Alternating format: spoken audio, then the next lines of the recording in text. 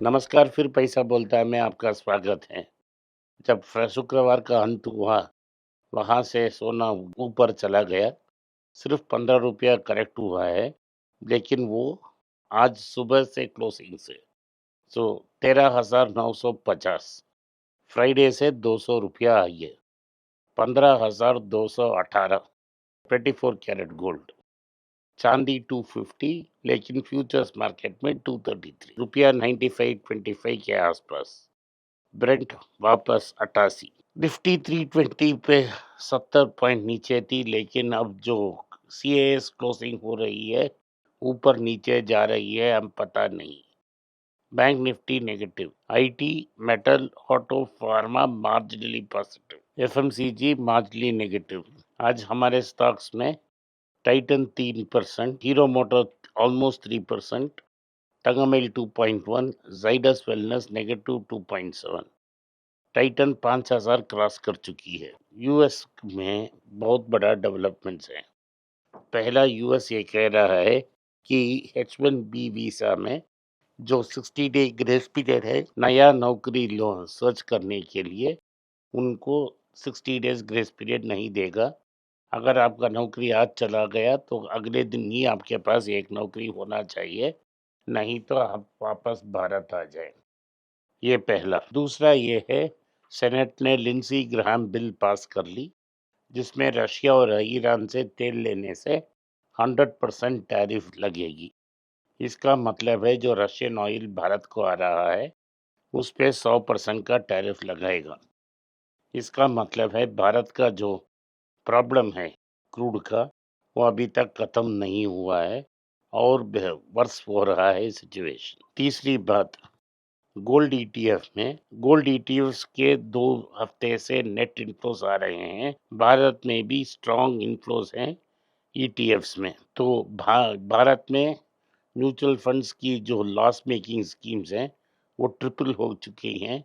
243 थी पिछले साल, अब तक इस साल में 731 तक पहुंच गया है।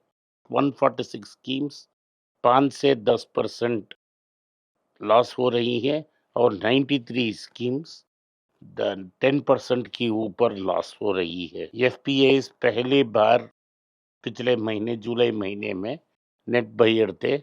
ये $2 बिलियन खरीदे रफली। टाइटन का प्रॉफिट 63% सर्ज हुआ क्योंकि मार्जिन बहुत बड़ा एक्सपेंशन हुआ। 1699 करोड़ का मुनाफा हुआ। इसमें पहले बार जो भारत के बाहर का टर्नओवर है, वो 1309 करोड़ तक हो गया है और 136% इंक्रीज हुआ है। इसमें 90% टर्नओवर ज्वेलरी से आ रहा है, लेकिन वॉचेस, फ्रैग्रेंसेस, आईवेयर, बैग्स और साड़ीज में रैपिड ग्रोथ देखने को मिल रहा है। कैरेट लेन भी लगभग 40% पर क्वार्टर इंक्रीज हो रही है। टाटा ट्रस्ट की मीटिंग हो रही है इस हफ्ते, टाटा सन्स की एजीएम के पहले। ये एजीएम इसीलिए मुख्य है क्योंकि रतन टाटा ट्रस्ट को फ्रीज किया है महाराष्ट्र चैरिटी कमिश्नर ने। ये एन चंद्रशेखर की अपॉइंटमेंट को डिसाइड करेगी। टाटा 1mg ई फार्मेसी डिस्काउंट वॉर से दूर रहती है। उन्होंने मेडिसिन पे डिस्काउंट नहीं किया है। टाटा ने 55% मार्केट शेयर 2021 में ले ली।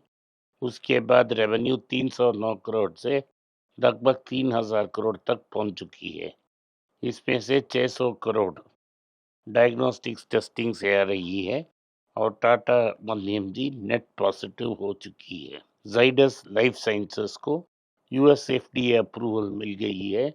सर्जिकल इमेजिंग ड्रग को 180 डेज की एक्सक्लूसिविटी भी मिल चुकी है। ये बहुत बड़ा पॉजिटिव न्यूज़ है इनके लिए। इंडिया और इमर्जिंग मार्केट्स के फार्मा मेजर्स में बहुत अच्छा बिजनेस हो रहा है। भारत में भी डाइवर्जन रिजल्ट देखने को न मिल रहा है। सन फार्मा और अरबिंदो फार्मा का रिजल्ट बहुत अच्छा है।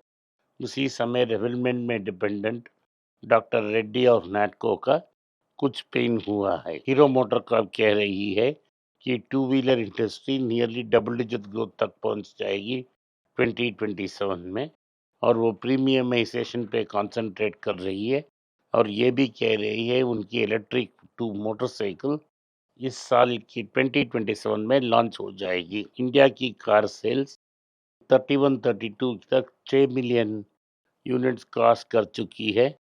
ये मारुति एक्सपेक्ट कर रही है कि वो स्मॉल कार्स की रिकवरी हो जाए और दूसरा प्लांट सानंद में वो बिल्ड कर रहे हैं। कॉग्निजेंट ने आईटी ऑपरेशंस नोवार्टिस की आईटी ऑपरेशंस को 5 साल के लिए बैक कर चुकी है। एफएमसीजी फर्म्स ने कहा है कि उनको प्राइस हाइक करना पड़ेगा इन Q2 आने वाले क्वार्टर में।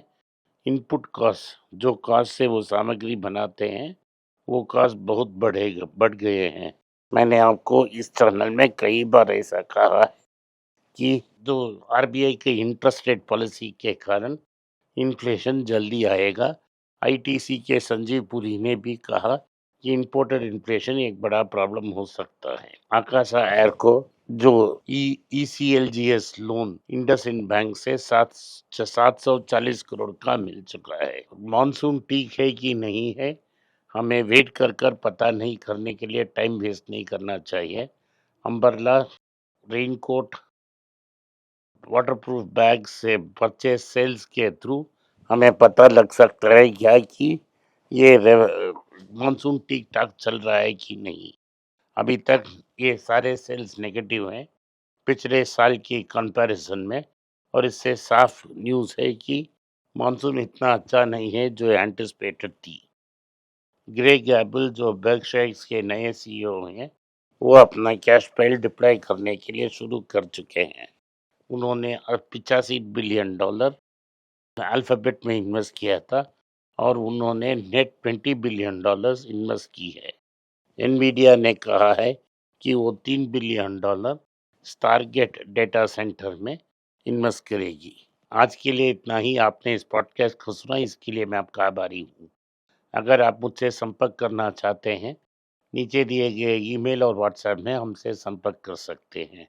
इस वीडियो को लाइक कीजिए, चैनल को सब्सक्राइब कीजिए और बेल नोटिफिकेशन दबाएं।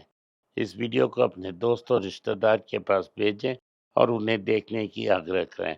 नमस्कार, धन्यवाद, जय हिंद।